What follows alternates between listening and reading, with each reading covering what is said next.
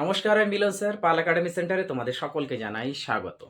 আজকে ক্লাস 10 এর অঙ্ক বইয়ের যদি তোমরা কষে দেখি 5.1 অথবা তোমাদের বইয়ের পেজ নাম্বার 82 82 নাম্বার পেজ বার করো, তাহলে 82 নাম্বার পেজে তোমরা আর দাগের 3 নাম্বার যে অঙ্কটি আছে এই অধ্যায়ের একদম শেষ অঙ্ক আমি একটু লিখে রেখেছি, সেটি হচ্ছে আর দাগের 3 নাম্বার। এই অঙ্কটি তোমরা বইয়ে লাস্টে দেখতে পাবে 82 নাম্বার পেজে। এর আগে তোমাদের এই অধ্যায়ের অনুপাত ও সমানুপাত যে অধ্যায়, অ্যাকচুয়ালি এটা এই অধ্যায়ের তোমাদের কিন্তু প্রত্যেকটি ক্লাস আমি আপলোড করে দিয়েছি। যারা এখনো পর্যন্ত দেখোনি তারা ক্লাসগুলো একটু গুরুত্ব দিয়ে দেখার চেষ্টা করবে। আজকে শুরু হবে এখন তোমাদের এই 3 নম্বর অঙ্কটি কিভাবে করতে হবে সম্পূর্ণ বিস্তারিত আলোচনা করব। তোমরা ক্লাসটি ধৈর্য ধরে প্রথম থেকে শেষ পর্যন্ত একটু দেখতে থাকো। এই ক্লাসটি শুরু করার পূর্বে তোমাদের কাছে আমার ছোট্ট একটি রিকোয়েস্ট, যারা আমার চ্যানেলে নতুন দেখছো, এখনো পর্যন্ত আমার চ্যানেলটিকে সাবস্ক্রাইব করনি, তারা অবশ্যই চ্যানেলটিকে সাবস্ক্রাইব করে পাশে থাকা বেল আইকনটিকে একটু প্রেস করে আমার সঙ্গে থাকো। তাহলে চলো এখন শুরু করি আমরা 3 নম্বর অঙ্কটি। দেখো কি বলেছে। বলেছে কোন সংখ্যা কোন সংখ্যা 4:7 অনুপাতের পূর্ব পদের সঙ্গে যোগ করতে বলেছে এবং উত্তর পদ থেকে বিয়োগ করলে উত্তর পদ থেকে যদি বিয়োগ করা যায় তাহলে উৎপন্ন অনুপাতটির মান, যে অনুপাতটি তৈরি হবে বা উৎপন্ন হবে সেই অনুপাতের মান 2:3 এবং 5:4, এই যে দুটো অনুপাত, এই দুটো অনুপাতের কি বলেছে যৌগিক অনুপাত হবে। তার মানে প্রথমে যে অনুপাতটি আছে এই অনুপাতের তোমাদের পূর্ব পদের সাথে কোন একটা যোগ করতে বলেছে সংখ্যা এবং উত্তর পদের সাথে বিয়োগ করতে বলেছে। ওকে, তখন যে অনুপাতটি পাওয়া গেল সেই অনুপাতের মান 2:3 আর 5:4, এই দুটো অনুপাতের যৌগিক অনুপাতের সমান হবে। তার মানে আমাদের এই দুটোর আগে যৌগিক অনুপাত বের করে নিতে হবে, তারপরে আমরা সমান করতে পারবো, তাই না?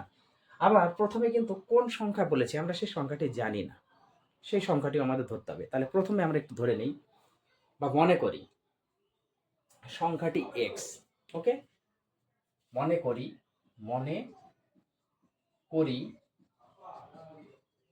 সংখ্যাটি সমান সমান এক্স, এটা আমরা ধরে নিলাম।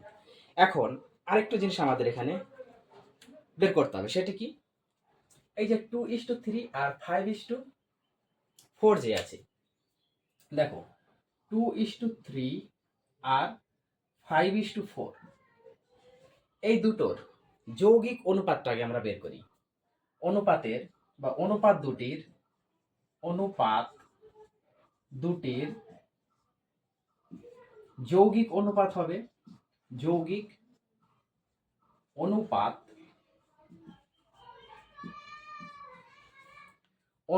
দুটির যৌগিক অনুপাত হবে। যৌগিক অনুপাত কি করে বের করতে হয়? পূর্বপদ গুণ করতে হবে 2 × 5। প্রথম অনুপাতের পূর্বপদ নিব এবং দ্বিতীয় অনুপাতেরও আমরা পূর্বপদ নিব, অর্থাৎ পূর্বপদ দুটির গুণফল ইস্টু উত্তর পদ দুটির গুণফল। এবার প্রথম অনুপাতের উত্তর পদ ইন্টু দ্বিতীয় অনুপাতের উত্তর পদ। ওকে, এখন এই দুটো যদি গুণ করি 5 × 10 ইস্টু 3 × 4 = 12। এটা যদি আমরা কাটাকুটি করি তাহলে 5 × 10 6 × 12, তাহলে সমান সমান 5:6 পাচ্ছি আমরা। তাহলে আমরা পেয়ে গেছি, যৌগিক অনুপাতটা পেয়ে গেছি। এখন আমরা প্রশ্ন অনুযায়ী লিখতে পারি, সরাসরি আমরা লিখতে পারি অ্যাকর্ডিং টু কোশ্চেন বা প্রশ্ন অনুযায়ী। দেখো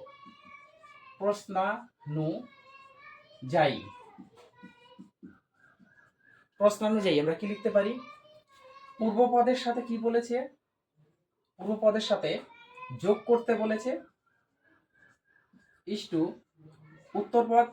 উত্তর পদ থেকে সেই সংখ্যাটি বিয়োগ করতে বলেছে।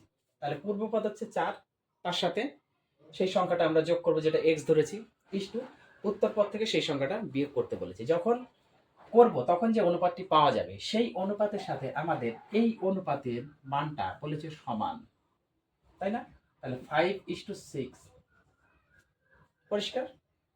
পরের লাইনে আমরা যদি একটু বাই বাই করি, 4 plus X by 7 minus X equal to 5/6। এখন যদি একটু কোনাকুনি আমরা গুণ করি, 5 দিয়ে এদিকে যদি গুণ করি 5 7 35 মাইনাস 5x ইকুয়াল টু 6 দিয়ে যদি এদিকে গুণ করি 4 6 24 প্লাস 6x। এখন x যুক্ত পদগুলিকে এক সাইডে আনবো আমরা, মাইনাস 5টা x আছে থাক, আর এদিকে 6টা আসলে মাইনাস হয়ে যাবে, ইকুয়াল টু 24 ছিল থাকবে, এদিকে 35 এদিকে যদি যায় তাহলে হবে যে মাইনাস 35। পরের লাইনে দুটোই মাইনাস, তাহলে যোগ করে পাশে মাইনাস হবে, 5 6 11x ইকুয়াল টু 35 বড় 24 ছোট, তার মানে চিহ্ন মাইনাস হবে, 35 এর পাশে মাইনাস সেই জন্য মাইনাস হবে, বড় পাশে যে চিহ্ন সেই চিহ্ন বসে যোগ বিয়োগ করার পরে। এবার এটা বিয়োগ করি, 35 থেকে যদি 24 যায়, 5 থেকে 4 গেলে 1, 3 থেকে 2 গেলে 1, তাহলে 11, এইদিকেও 11 এদিকে 11, তাহলে 11 11 যদি কেটে যায়, মাইনাস মাইনাস যদি কেটে যায়, তাহলে কিন্তু আমাদের দাঁড়াচ্ছে x ইকুয়াল টু 1। অতএব সেই সংখ্যাটি কত হবে? 1। তাহলে মনে করি সংখ্যাটি x, তাহলে x এর ভ্যালু কত পেলাম আমরা? 1।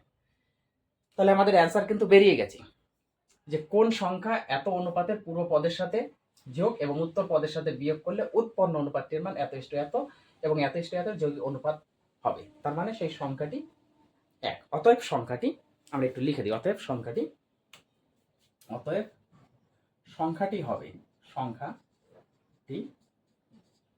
হবে সমান সমান 1।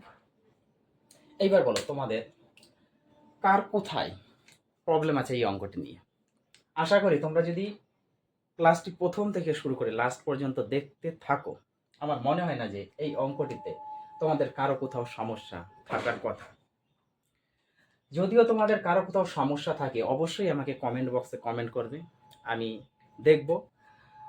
এই ধরনের আরো এক্সাম্পল নিয়ে আমি আবার তোমাদের একটি নতুন ক্লাস দেওয়ার চেষ্টা করব।